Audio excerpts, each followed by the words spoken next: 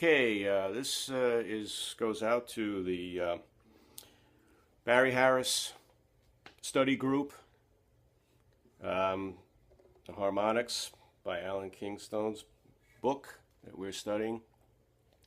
And I wanted to disclose some of the things I've discovered with this, All the Things You Are. But before I do that, I did want to thank our Rhett for starting this post, starting this thread. This is actually going to be a gold mine of information that we're going to get from Alan Kingstone's book. And I also want to take a minute to thank Mr. Kingstone for standing by and posting. I know that we're all very excited that he's with us, and we all wish him the best, I'm sure. So having said that, we're going to take a look at the first 4 bars of All the Things You Are. I noticed there was another video by my good friend Mr. Rhett, and I wanted to expand upon that a little bit based on some of the things that I'm getting out of the Harris system. So we're looking at the first 4 bars. I'm hoping to put up some graphic or something, just learning learning my way around iMovie. Excuse me.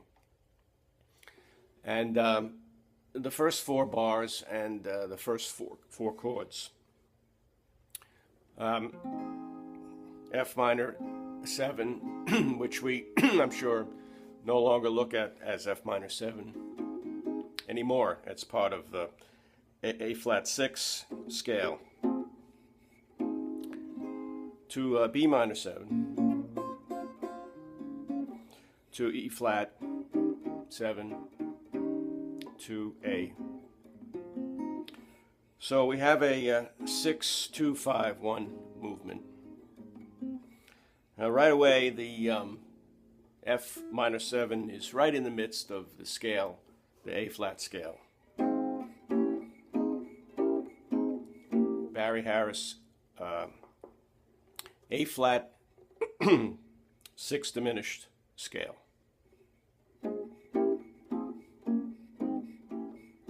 So I'm going to use that to rhythmically get into the first chord. Once again. Now the second chord, B flat minor 7. We're going to borrow a tone from that scale. Once again, it's the diminished scale, 6 diminished scale.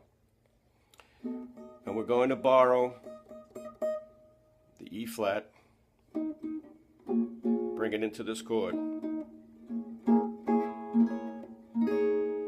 We're going to retain the other tones, but bring E flat in. So we'll get this chord. So far we have. And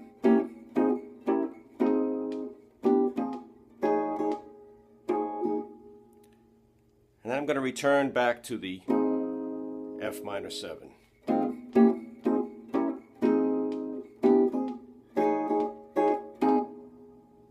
And we go over to the E flat 7.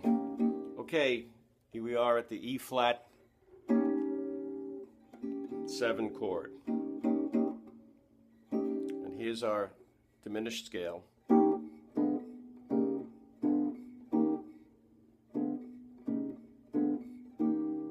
So I'm going to use the diminished of that scale. Then we're going to go to the minor 6 found 1/2 step above the root of our dominant chord, or a flatted 2nd or a flatted 9th.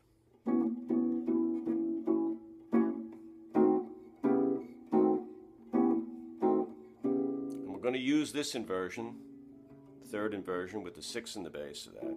And we're going to borrow a tone from the tenor voice of the diminished that's in between. Now that's borrowing a voice from the diminished chord as part of the scale. So we're borrowing C. We're going to add it into this. We get this. So now we have our dominant, the diminished chord from the scale, and now this altered diminished. And then we'll go back to the diminished. So we have this.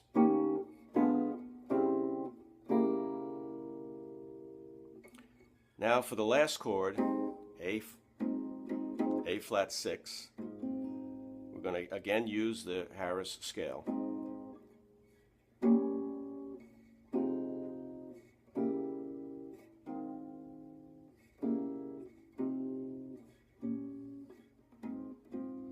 We're going to go to the first inversion of A flat 6, and we're going to bring up this A flat to B flat from, once again, the tenor voice of the diminished.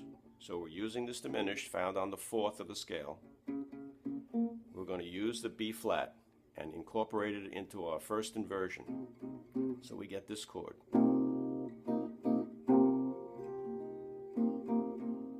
And then we'll jump up an octave.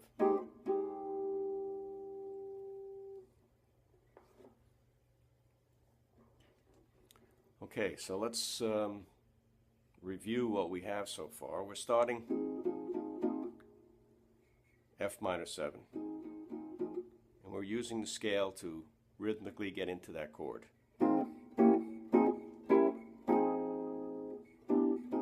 then our first altered chord, back to the original chord, and then our dominant run.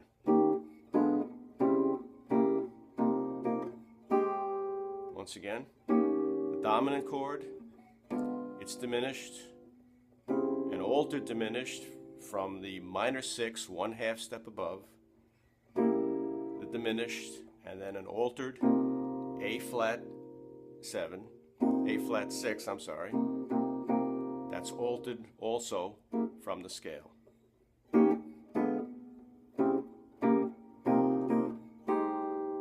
Let's try it.